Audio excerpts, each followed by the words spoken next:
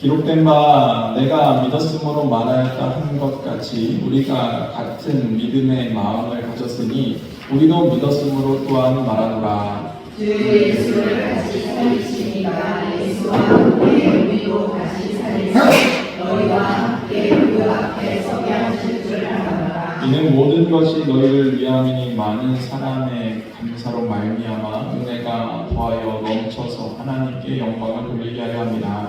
그러므로 우리가 지나지 아니하노니 우리의 역사람이 낡아지나 우리의 속사람은 날로 새로워지도다. 우리가 잠시 받는 환난에 경한 것이 지극히 크고 영원한 영광에 중한 것을 우리에게 이루게 함이니 우리가 주목하는 것은 보이는 것이 아니요 보이지 않는 것이니 보이는 것은 잠깐이요 보이지 않는 것은 영원합니다. 아멘. 제가 기도하겠습니다. 하나님, 이 시간 부족한 종이 두려움과 떨림으로 주의 당에 있어서 주의 말씀을 배워나고자 합니다. 부족한 종을 말씀의 도구로 통로로 사용하여 주시고 우리가 나누는 이 말씀이 살아있는 하나님의 말씀이 되어서 우리의 심령과 골수, 우리 모든 것을 찔러 쪼개어 하나님께서 치유하시고 회복시키는 시간이 되게 하시고 우리의 생각과 뜻을 관철하여서 하나님의 말씀 가운데 거하는 시간이 되게 하여 주시옵소서. 그래서 30배, 60배, 100배 아름다운 결실을 맺게 하시고 하나님의 영광이 드러나게 하시며 하나님의 살아계심을 세상도 보고 깨달아 주님께 돌아오게 하여 주시옵소서.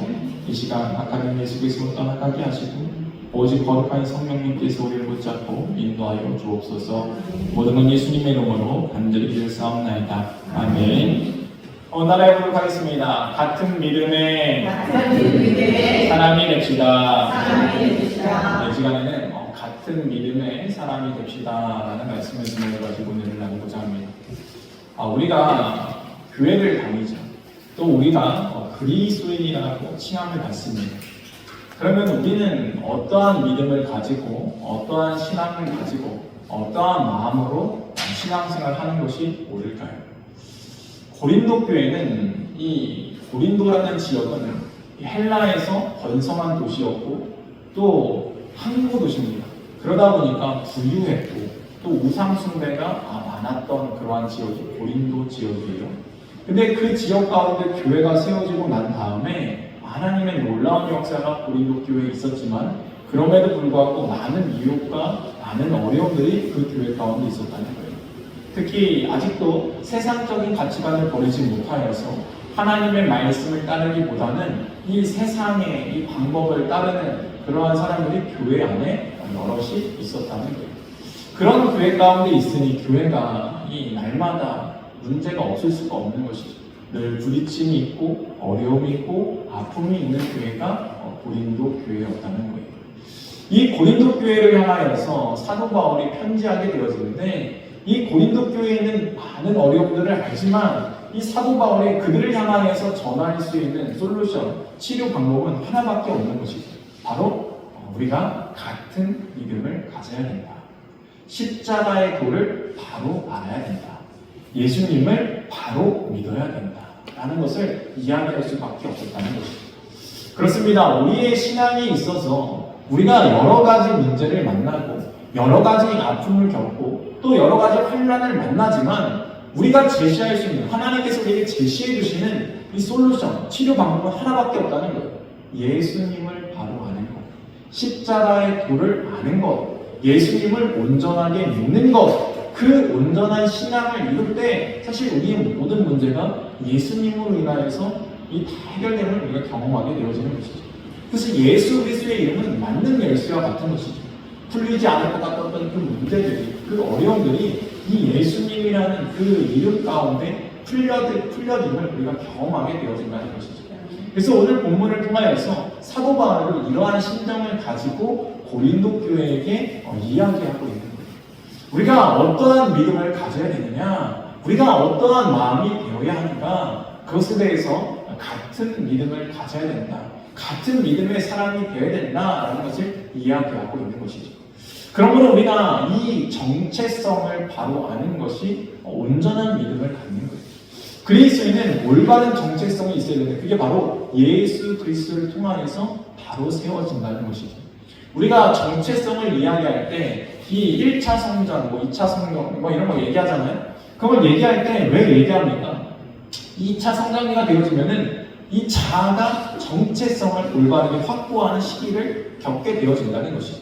그래서 온전한 성인, 바른 성인이 되기 위해서는 이 정체성, 자아가 바로 써야 되는데 마찬가지로 우리가 그리스도인이 되기 위해서 온전한 그리스도의 정체성이 바로 써야 된다는 것이죠. 그럼 그 정체성을 바로 세우기 위해서 필요한 것이 무엇인가? 바로 예수님이라는 거예요. 또한 이 정체성을 바로 세우게 되어지면은 우리의 신앙은 어떻게 되어집니까? 거듭난 신앙, 새 사람의 신앙, 새 옷을 입는 신앙으로 우리가 변하게 되어진다는 것이죠. 그래서 성경에서 말씀하고 있는 너희가 거듭나야 된다, 너희가 새 사람을 입어야 된다, 너희가 새롭게 되어야 된다 라고 이야기하는 이 모든 것들은 사실 하나입니다. 너희의 바른 정체성을 세워라. 그리스도를 믿는 온전한 신앙을 세워라. 바른 신앙을 가져야 된다. 다 같은 말이라는 거예요.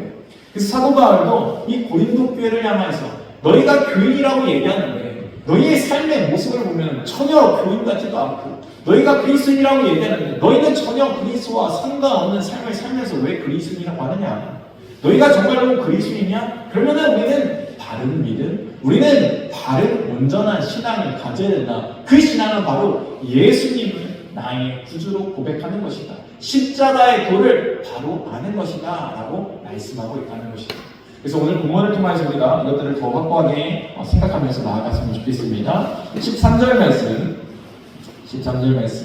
읽겠습니다. 시작. 기록된 바 내가 믿었으므로 말하였다 한 것까지 우리가 같은 믿음의 마음을 가졌으니 우리도 믿었으므로 또한 말하노라. 아멘. 이 말씀은 시편 116편 10절 말씀은 인용한 말씀이에요. 기록된 바 내가 믿었으므로 말하였다. 우리가 믿음으로 말한다는 사실을 기억해야 됩니다. 우리가 세상을 살면서 많은 말들을 합니다. 수많은 단어를 사용합니다. 그런데 어떤 사람은 생각을 좀 하고 말하는 사람이 있는가 하면 어떤 사람은 생각 없이 말할 때가 있습니다. 근데 어려움은 어디서 오는가? 생각하지 않고 말했을 때 우리에게 어려움이 찾아오게 되는 것을 우리가 경험하게 되어집니다. 그래서 이 말실수 때문에 이 잘못 생각하지 않고 말했다가 큰 화를 당하는 경우도 종종 있는 것을 우리가 볼 수 있는 것이죠. 근데 세상은 어떻게 하는가? 그래서 성숙한다는 것, 이것은 바로 우리가 좀 생각하고 말한다라는 것까지 얘기한다는 거예요. 그럼 그리스도인은 누구인가? 그리스도인도 생각하고 말을 해야 됩니다. 물론 맞습니다. 근데 더 나아가서 그리스도인은 누구인가? 믿음으로 말하는 사람이다. 그럼 이 믿음은 어디서 오는가? 하나님의 말씀에서 온다는 거예요. 그러므로 그리스도인은 이 믿음의 선포가 있는 사람입니다. 하나님께서 살아계십니다. 하나님이 일하십니다. 이 하나님의 약속의 말씀을 붙잡았기 때문에 그렇게 우리가 믿음으로 선포할 수 있는 것이죠. 여러분, 생각하고 말하는 것과 믿고 말하는 것은 다릅니다. 말의 힘이 달라요. 우리가 생각은 할 수 있어요. 그런데 생각하되 믿지 못하면요, 우리의 말에요, 이 확고함이 묻어나지 않습니다. 진실함이 묻어나지 않아요. 그러나 우리가 믿음으로 얘기하게 되어지면은 그 우리의 말 가운데 이 믿음이 묻어나오게 되어져 있다는 것이죠. 확고함이 묻어나게 되어져 있다는 것이죠. 주님께서 우리에게 말씀하십니다. 너희 그리스도인이냐? 너희가 정말로 신앙인이냐? 그러면은 너희는 어떻게 말하는 사람이 되어야 되냐? 너희의 생각을 말하는 사람이 아니야. 너희는 너희의 생각을 말하라고 부름받은 사람이 아니야. 너희는 하나님의 약속의 말씀을 믿고 말하라고, 믿음을 선포하라고 부름받은 사람이다 라고 얘기하고 있다는 거예요. 여러분 한번 잘 생각해 보세요. 우리의 삶 가운데 나의 생각을 얘기하는 것들은요, 되게 좋지 못한 결말을 맺을 때가 태반입니다. 그러나 우리가 하나님의 말씀을 믿고 믿음으로 선포하게 되어졌을 때 어떠한 일을 경험하게 되어집니까? 하나님께서 정말로 그 믿음의 선포대로 이루시는 것을 우리가 볼 수 있다는 겁니다. 하나님께서 말씀하셨죠. 너희 말이 내 귀에 들릴 대로 내가 그대로 행하겠다. 이스라엘 백성들이 하나님 앞에서 이 가나안 땅을 정탐한 후에 가데스바네 그 앞에서 막 원망하고 불평합니다. 그러니까 하나님께서 말씀하시는 거죠. 너희가 그렇게 얘기하니까 너희 말대로 될 것이다. 그러나 믿음의 고백을 하였던 여호수아와 갈렙은 어떻게 됩니까? 그 믿음의 고백 때문에 가나안 땅에 들어갈 수 있었다는 거예요. 그러므로 우리가 무엇을 이야기하는가? 이 여호수아 갈렙은요 믿음으로 선포했습니다.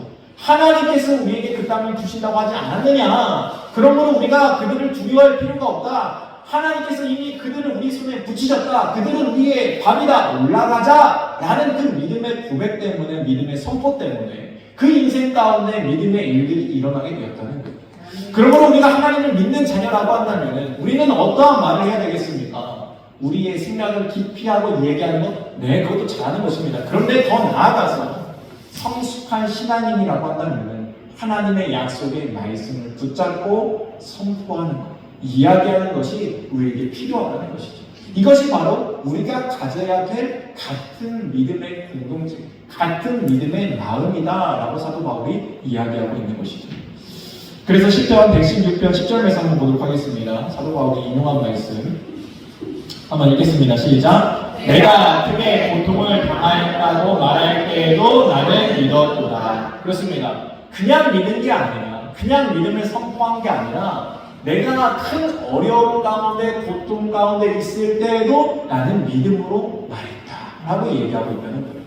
여러분, 우리가 많은 어려움을 겪고 환난을 겪게 되어지면 우리는 어떻게 합니까? 믿음을 떠나서 믿음의 얘기를 하는 게 아니라 원망과 불평의 얘기가 우리도 모르는 순간에 나오게 되어진다는 것이죠. 그러나 이 믿음의 사람은 어떻게 하는가? 고통과 상황 때문에 이 상황과 환경을 바라면서 얘기하는 게 아니라 하나님의 약속의 말씀을 끝까지 붙잡고 믿음으로 고백하는 사람이 신앙인이고 그리스도인이고 믿음의 사람이다 라고 알려주고 있는 것이죠. 그래서 사도 바울은 예수 그리스도 때문에 많은 어려움을 겪었던 사람입니다. 돌을 맞기도 하고 정말로 목숨을 잃을 뻔도 하고 태형에 처하기도 하고 정말로 풍파를 만나기도 하고 정말로 이 섬에 떨어져서 이 죽을 뻔한 위기도 있었다는 거예요. 독사에 물리기도 했다는 거예요. 그럼에도 불구하고 그가 살 수 있었던 비결이 무엇입니까? 하나님의 말씀을 붙잡았기 때문에, 믿음으로 선포했기 때문에 그 일들을 이루는 인생이 되었다는 것이죠. 14절 말씀도 보도록 하겠습니다. 14절 말씀 읽겠습니다. 시작. 주 예수를 다시 살리시니가 예수와 함께 우리도 다시 살리사 너희와 함께 그 앞에 서게 하실 줄을 아노라. 아멘. 그렇습니다. 우리가 믿음으로 선포하게 되어지는데 이 믿음의 기초 가운데 누가 있는가? 무엇이 있는가? 부활신앙이 있다는 거예요. 한번 따라해 보도록 하겠습니다. 부활신앙. 네, 우리는 다른 것을 믿는 게 아니에요. 예수님께서 십자가에 달려 돌아가셨고 3일 만에 부활하셨다. 이 부활의 신앙을 공통으로 믿는 사람들이라는 거예요. 이 신앙은 어떠한 신앙인가? 우리의 기초가 되는 신앙이라는 것이죠. 그래서 이 신앙 가운데 서게 되어지면은 우리도 죽은 다음에 다시 부활하여서 하나님 앞에 서게 될 것을 우리가 믿음으로 살아가게 되어진다는 거예요. 그러니까 우리에게 다시 부활이 있기 때문에 우리의 인생을 함부로 살 수가 없습니다. 왜냐하면 이 땅에서 죽으면 끝이 아니기 때문에 영원한 천국이 기다리고 있기 때문에 하나님 앞에 서게 되는 그 날이 있기 때문에 하나님 앞에서 우리는 심판받아야 되기 때문에 함부로 살 수가 없다는 것이죠. 하나님께서 이 땅 가운데 무엇을 보겠습니까? 하나님께서 다른 거 보지 않습니다. 하나님께서 보시는 것은 이겁니다. 네가 이 땅 가운데 살면서 예수 그리스도를 믿었느냐? 너가 정말로 예수님의 그 부활과 그 십자가의 그 사랑을 믿었느냐? 라는 것을 우리에게 물으신다는 거예요. 그러므로 우리가 이 땅을 살아가면서 우리에게 필요한 것은 무엇입니까? 하나님께서 예수 그리스도를 이 땅 가운데 사랑으로 보내주셨고 그 사랑으로 인하여서 우리를 사랑하기 때문에 모든 죄를 감당하셔서 우리의 죄를 감당하셔 십자가를 지셨고 그 십자가를 지신 다음에 3일 만에 다시 살아나서 사망 권세를 이기신 그 승리를 허락하신 예수 그리스도를 우리가 믿는 것, 이것이 바로 하나님의 뜻 가운데 우리가 거하는 삶이라는 것입니다. 그러므로 주님께서 우리에게 말씀하십니다. 너희가 이 부활 신앙의 기초가 반드시 있어야 된다. 이 믿음을 우리가 가져야 된다라고 말씀하는 것이죠. 15절 말씀 보도록 하겠습니다. 15절 말씀 읽겠습니다. 시작. 이는 모든 것이 너희를 위함이니 많은 사람의 감사로 말미암아 은혜가 더하여 넘쳐서 하나님께 영광을 돌리게 하려 합니다. 아멘. 우리가 꼭 같은 신앙을 가져야 되는데 어떠한 같은 신앙을 가져야 되는가? 두 번째 한번 따라해보도록 하겠습니다. 하나님께 영광을 돌리는 신앙. 네, 우리의 신앙은 어떠한 신앙인가? 나를 위한 신앙이 아닙니다. 우리가 신앙생활을 잘못하게 되어 있는데 나를 위한 신앙생활을 할 때가 있어요. 그런데 온전하고 바른 신앙생활은 무엇인가? 나를 위한 신앙이 아니라 하나님께 영광을 돌리는 신앙. 그러면 하나님께 영광을 돌린다는 게 무엇이겠습니까? 그것은 바로 나를 위해 사는 게 아니라 남을 위해 사는 신앙이라는 거예요. 그래서 15절 말씀에 이 모든 것이 너희를 위함이니 라고 말씀하고 있어요. 너희를 위한다. 사도 바울은 그렇게 열심히 신앙생활하고 그렇게 열심히 믿음을 가지면서 내가 내 믿음을 지키기 위해서 나 때문에 믿음 생활한다라고 얘기하지 않습니다. 나는 다 너희를 위하여서 이렇게 예수님을 전하고 너희를 위해서 내가 이렇게 고통을 당하고 너희를 위하여서 내가 이렇게 헌신한다라고 얘기한다는 거예요. 이것이 무엇입니까? 하나님께서 우리에게 알려주신 너희가 서로 사랑하고 섬겨라 이웃사랑의 실천이라는 거예요. 우리가 하나님을 사랑하는 것이 어떻게 나타나겠습니까? 하나님의 말씀을 지킴으로 나타난다는 거예요. 그럼 하나님이 어떤 말씀을 지켜야 되겠습니까? 내 이웃을 내 몸과 같이 사랑하라 라고 말씀하셨던 그 말씀을 따라서 우리가 우리의 이웃을 사랑함으로 우리의 이웃을 위하여 살아가는 그 선심과 섬김의 모습을 통하여서 배려의 모습을 통하여서 우리의 사랑이 증거되고 나타나고 보여지게 되어진다는 것이죠. 그래서 우리가 하나님께 영광을 돌리는 것이 무엇인가? 바로 이웃사랑 가운데 하나님께 영광을 돌림이 나타나게 되어진다는 거예요. 그래서 15절 말씀에 이렇게 쓰여져 있는 거예요. 많은 사람의 감사로 말미암아 은혜가 더하여 넘쳐서 하나님께 영광을 돌리게 하려 합니다. 많은 사람이 우리가 예수 그리스도를 위하여서 그를 위하여서 헌신하고 섬기고 사랑을 베푸는 그 모습 가운데 그들도 깨닫게 되어지는 거예요. 원망하던 불평하던 그 입술에서 감사 고백되기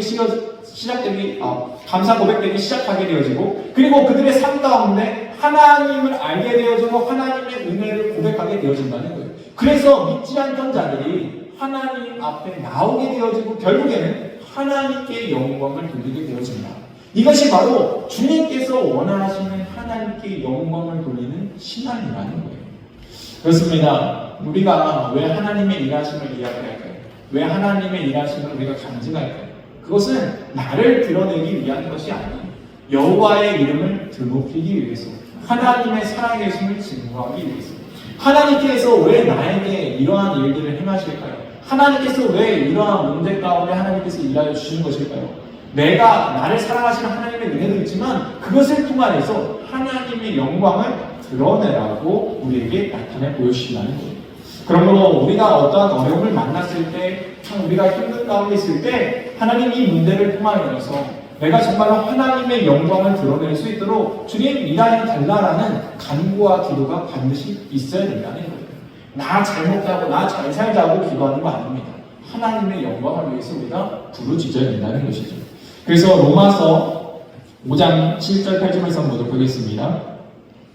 읽겠습니다. 시작. 의인을 위하여 죽는 자가 쉽지 않고 선의를 위하여 용감히 죽는 자가 꼭 있거니와 우리가 아직 죄인 되었을 때 그리스도께서 우리를 위하여 죽으심으로 하나님께서 우리에 대한 자기의 사랑을 확증하셨느니라. 아멘. 그렇습니다. 주님께서는 우리를 사랑하심으로 그 십자가를 지심으로 사랑을 확증하여 주셨다는 거예요.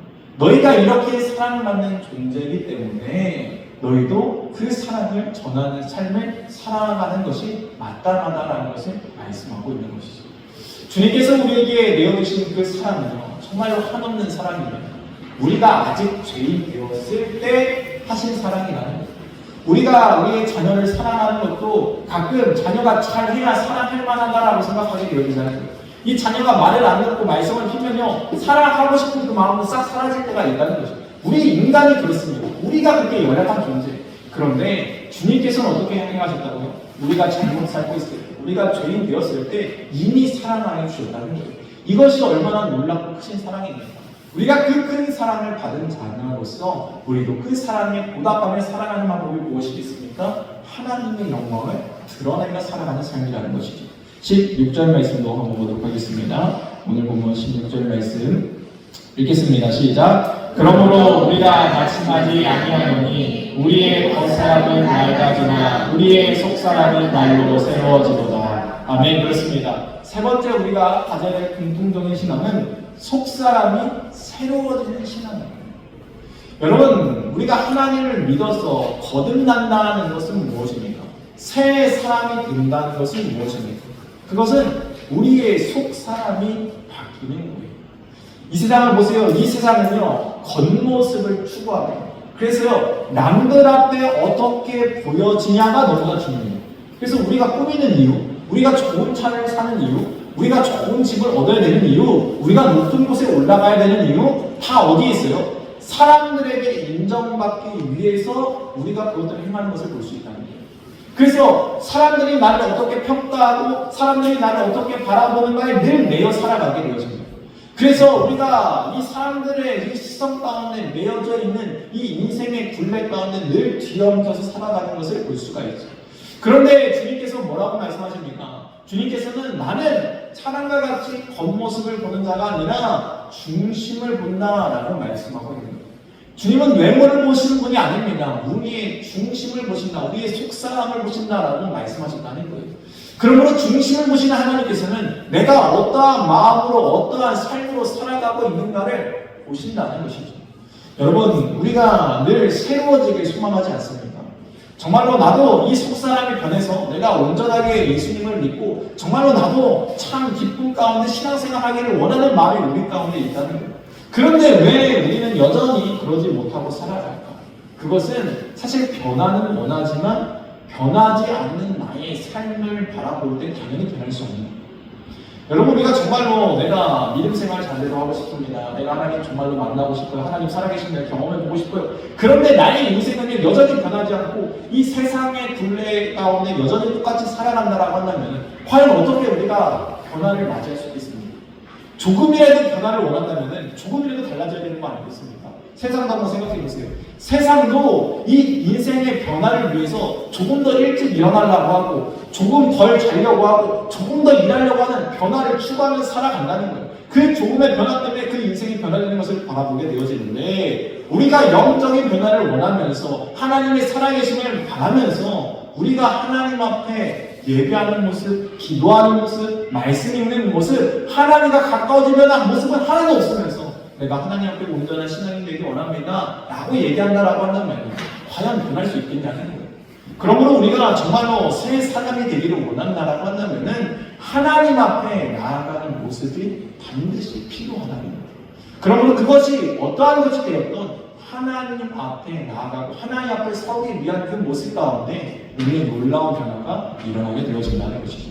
17절 말씀 한번 보도록 하겠습니다. 17절 말씀 읽겠습니다. 시작. 우리가 잠시 받는 환난에 당한 것이 지극히 크고 영원한 영광에 지난 것을 우리에게 이루게 하느니. 아멘. 그렇습니다. 환난이 기준이 아니라 영광이 기준이 된 신앙을 우리가 가져야 된다는 거예요. 우리가 세상을 살아가다 보면요, 환난이 기준이 될 수가 있어요. 그래서 조금 더 편하고 조금 더 쉬운 것을 고르는 우리의 모습을 발견하게 되어지죠. 그런데 우리의 인생에 있어서 우리가 가야 되는 길은 조금 쉽고 조금 편한 길이 아닙니다. 우리가 가야 되는 길은요, 우리가 저 천국, 저 하늘나라이기 때문에 하나님이 목적이 되어야 된다는 거예요. 하나님 앞에 영광의 면류관이 있음, 그 영광이 목적이 되어야 된다는 거예요. 먹든지 마시든지 무엇을 하든지 하나님의 영광을 위한 일을 우리가 선택해야 된다.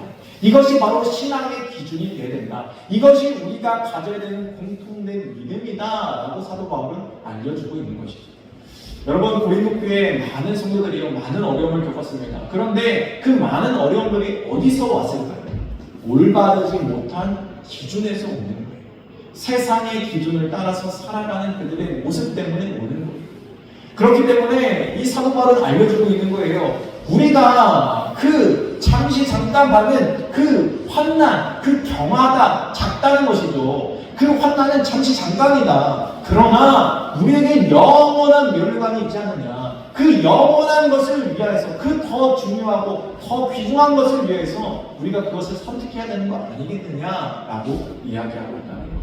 그렇습니다. 우리의 인생은 이 땅이 끝이 아닙니다. 우리가 이 세상에 아무리 장수해도 120년은 아마 못 살 거예요. 그런데 그 120년 이후에 영원이 있다니까요. 그 영혼 가운데는요 더 이상 돌이킬 수 없습니다. 천국과 지옥, 우리가 지옥 가면 끝입니다. 다시 천국으로 돌이킬 수가 없어요. 아무리 지옥에서 하나님 내가 잘못했어요, 다시는 안 그럴까요, 용서해 주세요, 소용이 없다는 거예요. 그래서 성경에 이 부자와 나사로 이야기를 통해서 예수님이 알려주지 않았습니까? 이미 지옥 간 그 부자는 끝인 거예요.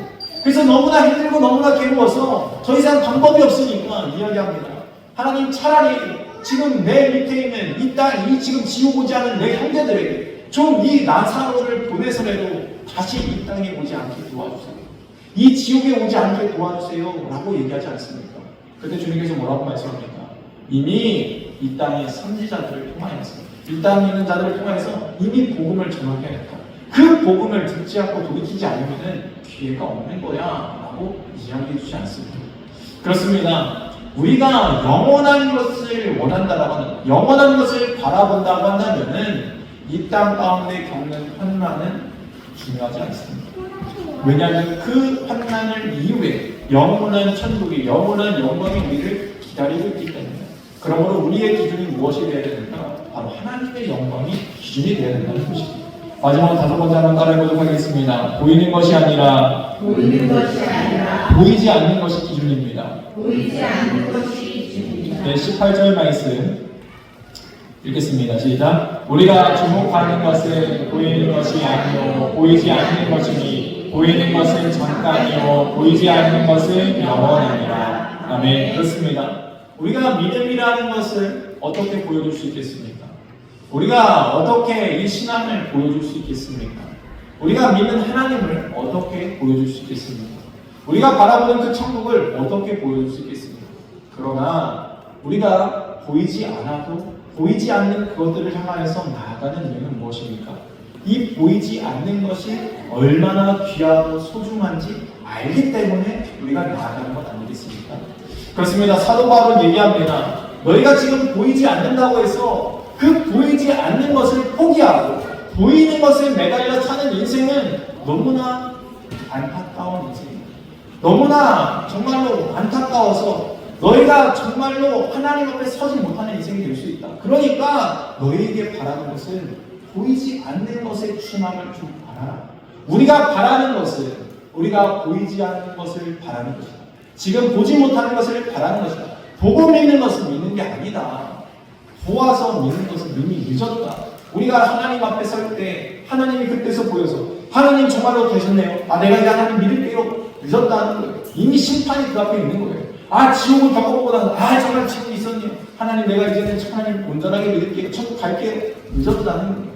보이지 않을 때 우리가 바르게 믿는 것, 보지 않고 믿는 그 믿음이 귀하다라고 말씀하셨던 그 의미를 우리가 생각해 보면서 사도 바울이 얘기하면 우리의 기준이 어디에 있느냐, 우리의 신앙은 무엇이냐, 우리가 예수 그리스도를 어떻게 믿어야 되는가, 우리가 온전한 신앙, 바른 신앙을 가지고 공통된 믿음을 가지고 우리가 든든히 세워지는 한 형제고 한 자매인 것을 기억해야 됩니다. 사도 바울이 왜 이렇게 편지했겠습니까?